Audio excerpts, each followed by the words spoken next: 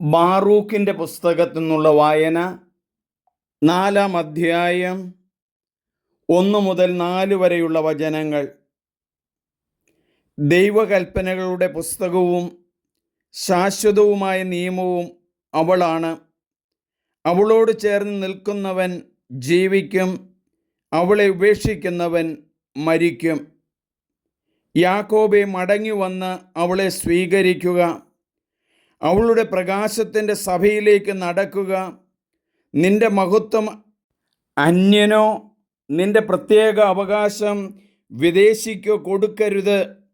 ഇസ്രായേലേ, നമ്മൾ സന്തുഷ്ടരാണ്. എന്തെന്നാൽ ദൈവത്തിന് പ്രീതികരമായവ എന്തെന്ന് നമുക്ക് അറിയാം. നമുക്ക് പ്രാർത്ഥിക്കാം. പിതാവും പുത്രനും പരിശുദ്ധാത്മാവുമായ ദൈവമേ, ദൈവവചനം എഴുതപ്പെട്ടത് പരിശുദ്ധാത്മാവിൻ്റെ പ്രേരണയനുസരിച്ചാണെന്ന് ഞങ്ങൾ മനസ്സിലാക്കുന്നു. ക്രിസ്തുവിൻ്റെ വരവിന് മുമ്പ് ജീവിച്ചിരുന്ന ബാറൂക്ക് പ്രവാചകൻ വചനങ്ങളുടെ അടിസ്ഥാനത്തിൽ പരിശുദ്ധാത്മാവിനെക്കുറിച്ച് ഞങ്ങളോട് സംസാരിക്കുന്നത് ഞങ്ങൾ മനസ്സിലാക്കുന്നു. അവളോട് ചേർന്ന് നിൽക്കുന്നവൻ ജീവിക്കും, അവളെ ഉപേക്ഷിക്കുന്നവൻ മരിക്കും. വചനത്തോട് ചേർന്ന് നിൽക്കാനും പരിശുദ്ധാത്മാവിനോട് ചേർന്ന് നിൽക്കാനുമുള്ള ഉത്ബോധനമാണ് ഞങ്ങൾക്ക് തരുന്നത് എന്ന് മനസ്സിലാക്കുന്നു. അവളെ സ്വീകരിക്കുന്നവർ പ്രകാശത്തിൻ്റെ പ്രഭയിലേക്ക് നടക്കും എന്ന കാര്യവും ഞങ്ങൾ മനസ്സിലാക്കുന്നു.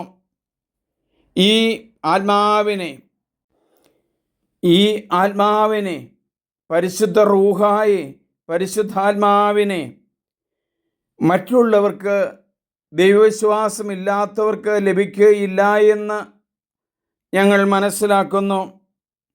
സന്തുഷ്ടരായ ഇസ്രായേൽ ജനത്തിന് അടിമത്തിൽ നിന്നുള്ള മോചനവും ആത്മാവിൻ്റെ അഭിഷേകവും വചനത്തിലൂടെ വെളിപ്പെടുത്തിയ ഒരു എമ്മാനുവേൽ ജനിക്കും, യേശു ജനിക്കുമെന്നുള്ള കാര്യവും കുറച്ചും കൂടി മനസ്സിലാക്കാനും അടുത്തു വരുവാനും സാധിച്ചല്ലോ. യേശുവിൻ്റെ ആ ജനനം ഞങ്ങൾ ഓർക്കുന്നു. പരിശുദ്ധാത്മാവിനെ അളവ് കൂടാതെ ഞങ്ങളിലേക്ക് നൽകണമേ. ആമേൻ.